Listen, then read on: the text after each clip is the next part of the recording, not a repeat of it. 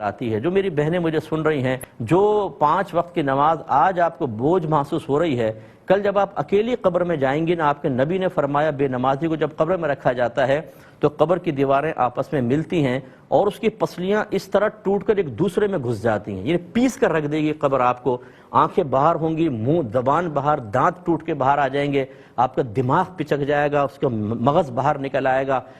جسم پھٹ جائے گا، آنتیں باہر نکلیں گی، ہڈیاں کڑاک کر کے آواز آئیں گے، تڑ تڑ تڑ کر کے بالکل پیس کے مغلوبہ سا بن جائے گا، لیکن پھر دوبارہ ٹھیک ہو جائیں گی۔ اب ہو سکتا ہے یہ عمل ریپیٹ ہوتا رہے، پھر اس کے علاوہ اللہ تعالیٰ عذاب مسلط فرمائے گا، اس کی بے نمازی کی قبر کو آگ سے بھر دیا جائے گا۔ آج جو جرأت مند بہنیں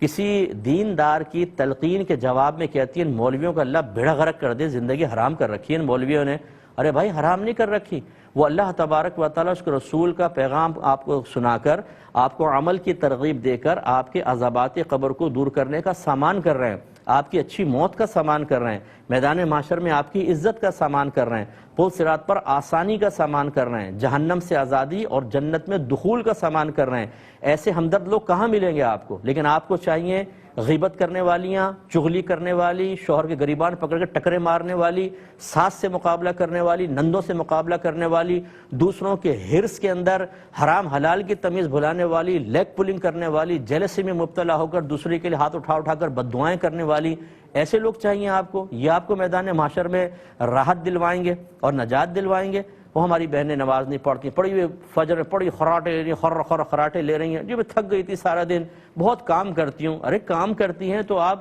2 گھنٹے بیٹھ کے باتیں کر لیتی ہیں عورتوں کے ساتھ، فلمیں ڈرامے دیکھ لیتی ہیں، آپ کا موڈ ہو تو لمبا آپ سوتی رہتی ہیں۔ 2 وقت کی نماز پڑھنا، یعنی 2 رکعت نماز فجر پڑھنا،